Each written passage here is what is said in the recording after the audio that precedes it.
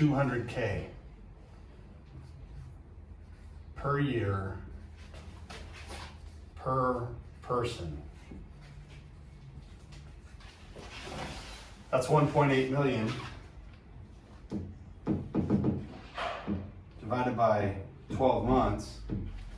That's 150K per month in sales. We're moving the right direction here. Okay, we're moving the right direction. We are headed towards this. If we have to add another person, if we have to add one more person because we don't have time. We don't have time to grab the battery, so instead we use the forklift.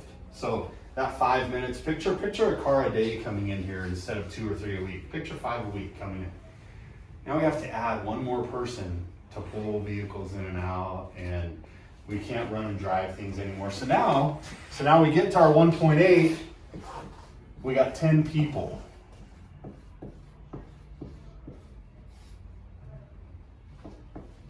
So now we're back to the 180K per person, where that's the magic number. So this and above is where magic happens. This is where magic happens. When we get above 200K per person. If we have to keep adding people, we're gonna keep staying down. It won't work. Y'all gotta recognize how to add value. We can no longer test drive that Suburban. It's done. We break a transmission, we can no longer test drive that vehicle. We stab flat tires, we can't sell them, right? I cannot make this any more clear. You guys are the difference. You are the difference makers in the yard, being able to figure out that as soon as a vehicle comes in, the first thing I'm thinking, and you should be too, make this thing run and drive or find a spot for it. One of the two, because it's just like in baseball, right? In baseball, I don't know if or even football. I know everybody in this room's into football. The more people that touch the ball, the more chance that the ball will get fumbled.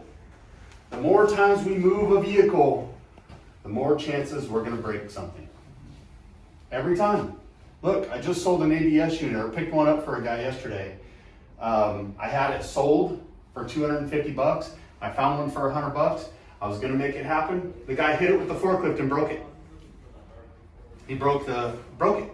So instead of me getting that sale for $250 and him getting the sale for $100, we ended up just picking it up for him at Keller Ford and dropping it off. No charge.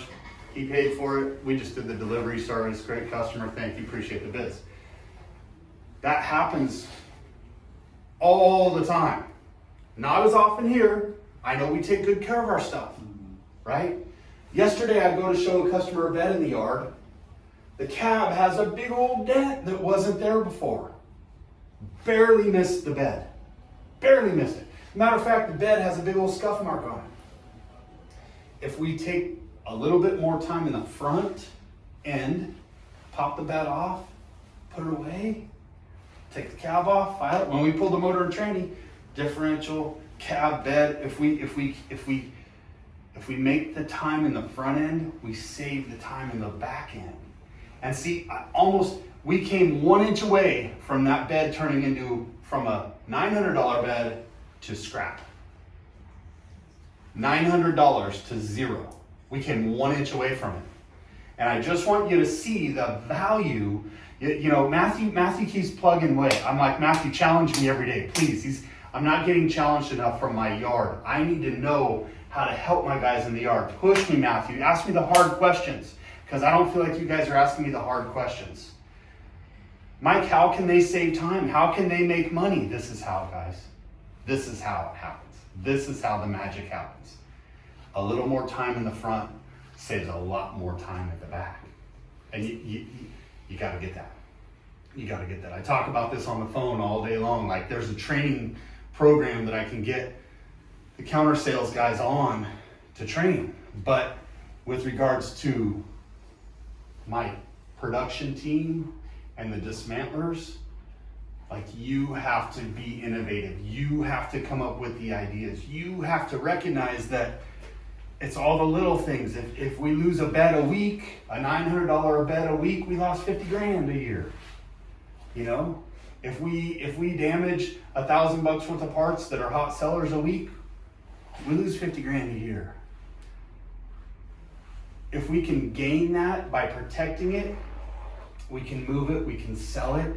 It takes a little more time in the front, but the payoff is not in the front. The payoff is in the end.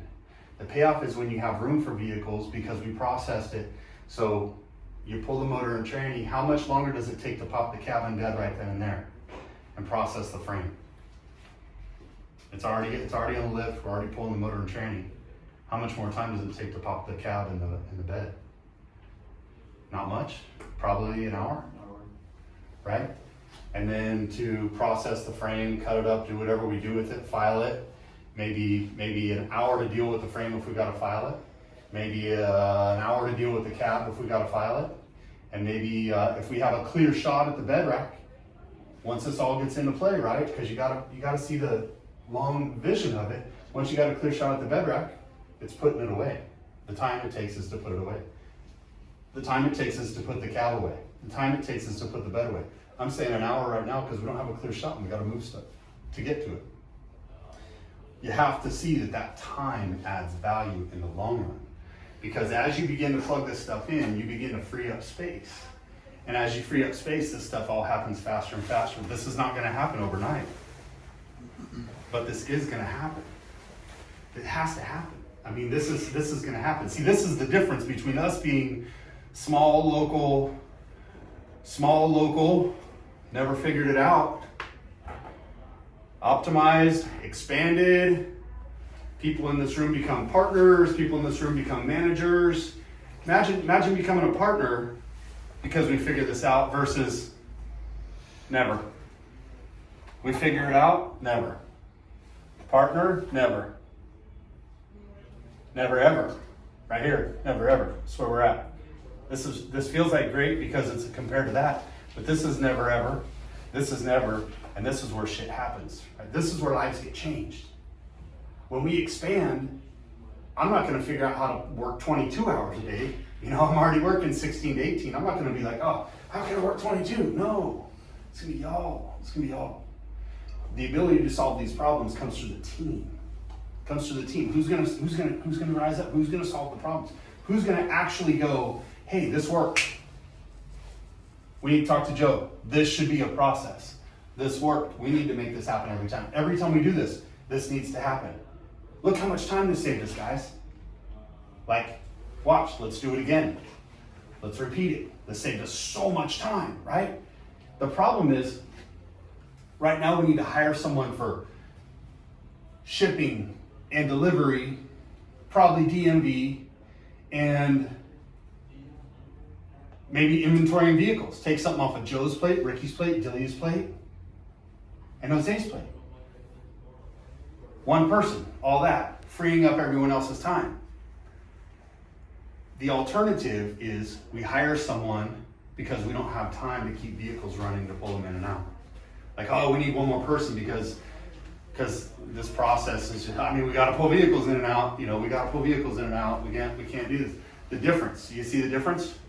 One of them grows this, one of them shrinks this. So when we add a person to do the shipping, does that free up Joe's time? What happens then? Joe puts more parts on eBay and more parts sell. So does that grow our revenue? Right here? Yeah. That grows our revenue, right? So if that same person that's doing shipping does deliveries, now do you have more time to help with the process in the yard? And does that help us sell more parts? So that helps here? Right, okay. So now if that same person is doing inventory on vehicles, inventorying the vehicles instead of Ricky, does that give Ricky more time to be on the phones? Right? So one person, one role being used one way versus one role, we need another dismantler because we can't keep up because